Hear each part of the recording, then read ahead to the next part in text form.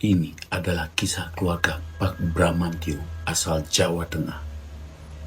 Rumah di ujung Jalan Buntu. Keluarga Bramantio berdiri dari Pak Bramantio, Bu Anita, putri sulung mereka Mega, dan si bungsu Fajar. Mereka sedang mencari rumah baru. Ketika mereka menemukan sebuah iklan di sosial media untuk rumah mewah bergaya kolonial dengan 5 kamar tidur, kolam renang, dan taman luas di pinggir kota, mereka terkejut melihat harganya yang sangat miring. Lokasinya memang agak terpencil di ujung Jalan Buntu. Dan yang menarik perhatian Bu Anita adalah rumah itu berhadap langsung dengan sebuah pemakaman tua. "Kenapa murah sekali ya?"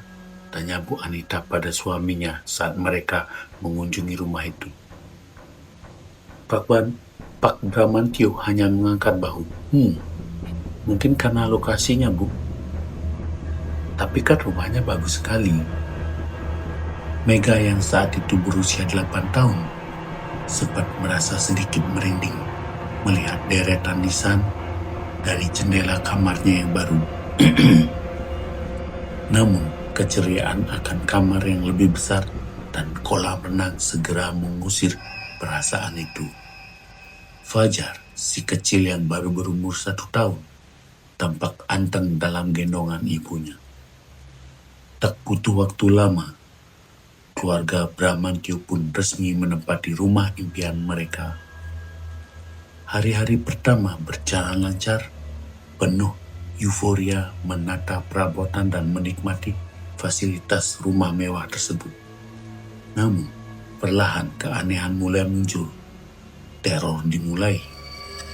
Mega adalah yang pertama merasakannya. Setiap malam dari jendela kamarnya, ia sering sekali merasakan adanya bayangan bergerak di antara nisan-nisan tua di kuburan seberang. Awalnya ia berpikir itu hanya ilusi optik atau pantulan cahaya bulan. Namun, suatu malam ia terbangun karena suara erangan pelan yang seolah datang dari arah kuburan. Suara itu begitu jelas membuat bulu kuduknya berdiri. Ia tak berani memberitahu orang tuanya, takut dianggap mengada-ngada. Teror bukan hanya milik Mega. Fajar, adik Mega yang biasanya sangat tenang dan jarang menangis, kini berubah drastis. Setiap malam, tepat setelah tengah malam, tangisannya akan pecah dan tidak berhenti sampai menjelang pagi. Tangisan itu begitu histeris, membuat Bu Anita dan Pak Bramantio kewalahan.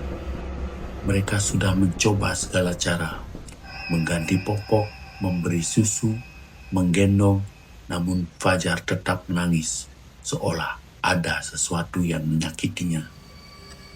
Suatu sore, Mega sedang bermain di taman belakang. Ia melihat pantulan aneh di kaca jendela rumah sebelah. Saat ia menoleh, ia melihat sosok bayangan putih pucat melintas di balik jendela kamarnya sendiri, lalu menghilang. Jantungnya berdegup kencang. Ia berlari masuk, memanggil ibunya.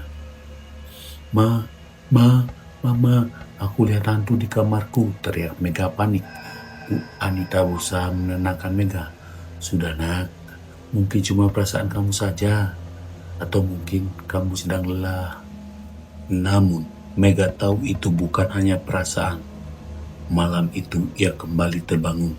Kali ini ia melihat dengan jelas di ujung tempat tidurnya sesosok wanita berambut panjang dengan gaun putih lusuh berdiri memunggunginya. Tubuhnya tembus pandang dan ia bisa melihat bayangan nisan-nisan di belakangnya. Mega menutup matanya rapat-rapat, menggigil ketakutan. Ketika ia memberanikan diri membuka mata lagi, sosok itu sudah lenyap. Kejadian-kejadian aneh semakin sering terjadi. Lampu sering menyala, mati sendiri, hidup sendiri, mati hidup, mati hidup. Suara langkah kaki terdengar di koridor kosong, dan bau anyir sesekali tercium di beberapa sudut rumah. Pak Bramantio dan Bu Anita mulai khawatir. Mereka memutuskan untuk mencari tahu lebih banyak tentang sejarah rumah itu. Melalui seorang tetangga yang sudah lama tinggal di sana, mereka akhirnya mengetahui alasan sebenarnya mengapa rumah mewah itu dijual dengan harga yang sangat murah. Rumah itu dulunya milik sebuah keluarga kaya yang kehilangan seluruh anggota keluarganya secara misterius dalam waktu singkat. Konon, keluarga itu meninggal karena suatu penyakit aneh. Namun desas-desus yang beredar menyebutkan bahwa ada gangguan dari penghuni tak kasat mata dari kuburan tua di seberang. Para tetangga yang tinggal lebih dekat ke kuburan sering mendengar suara tangisan dan rintihan di arah rumah itu di malam hari, jauh setelah penghuninya meninggal. Mendengar cerita itu, Bu Anita langsung teringat tangisan histeris Fajar setiap malam. Pak Bramantio pun menghubungi kejadian-kejadian yang dialami Mega dengan penampakan yang ia lihat. Mereka menyadari mereka tidak sendiri di rumah itu. Keluarga Bramantio akhirnya memutuskan mereka tidak bisa lagi tinggal di sana. Meskipun berat dan rugi secara finansial, mereka tahu keselamatan dan ketenangan jiwa keluarga mereka lebih penting. Mereka pun meninggalkan rumah itu dengan segala teror dan misteri yang menyelimutinya, berharap tak akan ada lagi keluarga yang harus merasakan teror dari rumah di ujung jalan buntu yang berhadapan langsung dengan pemakaman tua. Inilah kisah keluarga Bramantio